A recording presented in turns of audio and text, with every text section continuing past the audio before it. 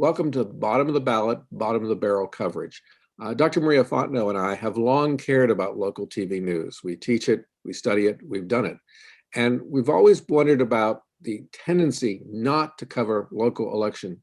That's right, Mark. We're going to look at websites that I've analyzed, and I'll talk about later in this presentation, of what exactly was included on some of these websites concerning actual local elections that, maybe the overshadowing of the national election kind of lurking in the background.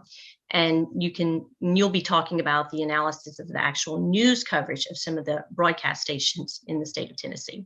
So we're using Knoxville as a case study. And we did both the August 6th general election and then later did the November election. So we looked at from July 13th to 17th newscasts. And we randomized to make sure we had a good sample of all of them. And we wanted to see if bottom of the ballot really did disappear. And imagining it would get overwhelmed even more in November when presidential coverage swamps all. The content analysis ran July 13th to 17th. There were 66 candidate ads within the newscast and 21 more newscast adjacent. In other words, after the sign off and before the next show. 9 election stories, but there were only 1 involving a candidate. There were 3 election promos about how wonderful their coverage was. The ratio was roughly 7-to-1 ads to stories. And that grows to almost 10-to-1 if you include the newscast adjacent. The stories tended to be about early voting starting, sign up of poll workers. By and large, it was a procedural and process stuff, nothing much about the actual contests and choices. The stories they could have had, well, Haggerty versus Sethi sniping on each other. The local online women's voters candidate forums, no quote for use from any of those. Campaign finance, who's supporting whom? Campaigning during COVID, how are the candidates doing that? The huge spike in absentee or mail-in voting. We did have a League of Women Voters forum, but again, even though one of the station's own reporters moderated, there was no real within newscast coverage. What you did get was only in the political nerd ghetto. Compass, a local political and local news site, had plenty of material. But if you get beyond Compass, there's not much except for the Sunday chat shows. In the lead up to the November 2020 election, we looked at the October newscast with slightly different characteristics, but the same pattern emerged. 15 newscasts had 44 election stories, nearly all about dates, deadlines, procedures, or high turnout and long lines for early voting. One even had a drone shot. They had multiple bites from election administrators, but mostly just voters about the cause and duration of the line. Candidate sound bites were very sparse. One from a U.S. Senate candidate here and there, but by and large, there was not much about the local races at all. They had 3 Donald Trump bites, 2 Joe Biden bites. Once again, the ads outnumbered the bites. This time the ratio was fewer, 3 or 4-to-1. Right. I looked at sort of the same things, but on the websites for these stations that Mark looked at. And what we did was we looked at every television market in the state of Tennessee, and we took 1 market per day that was examined. So we did one in July, and then we did one in October during this early voting period and whatnot. So we looked at the home pages, the local news links, election coverage links, and whether or not there were actually ads for local candidates on the websites. We looked at 14 websites total for every phase of the study, the same ones.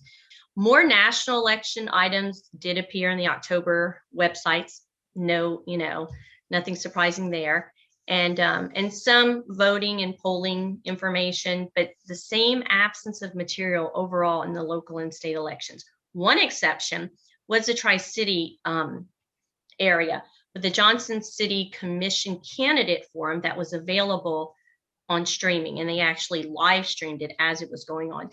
Very little on the U.S. Senate races. All the websites had politics or election tabs, and they had very little or very old, outdated material.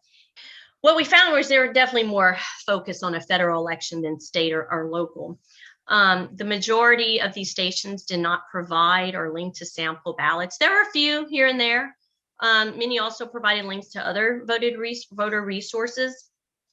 No candidate ads were on any of the sample Tennessee websites, none, no ads whatsoever.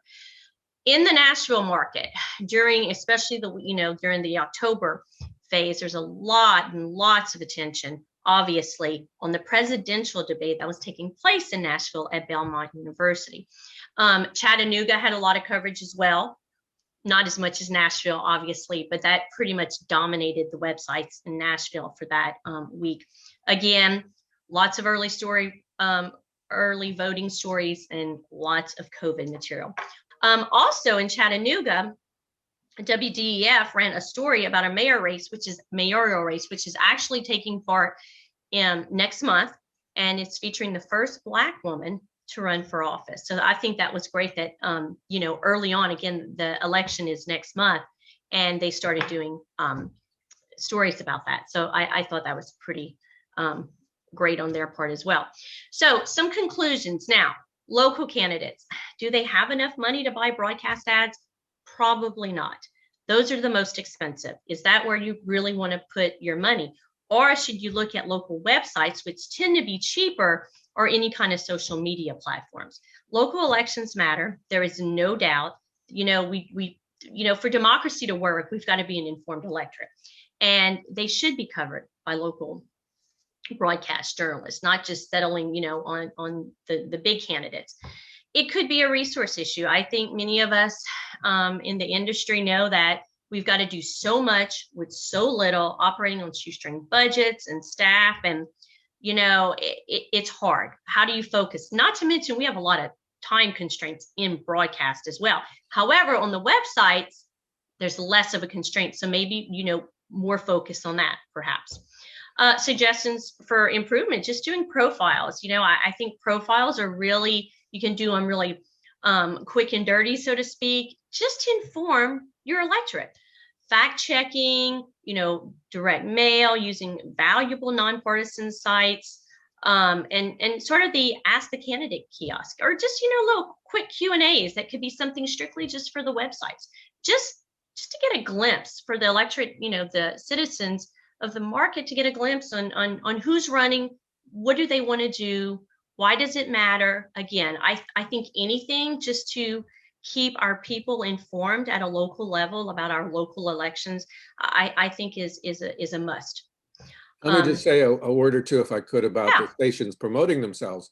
Boy, did they talk about how good they were in election coverage. We're working and getting answers for your questions. We're your voice. It's your choice. The election could be a flood of information, but we're providing you with factual, topical, and valuable information. Well, nope, not until they actually cover the local races.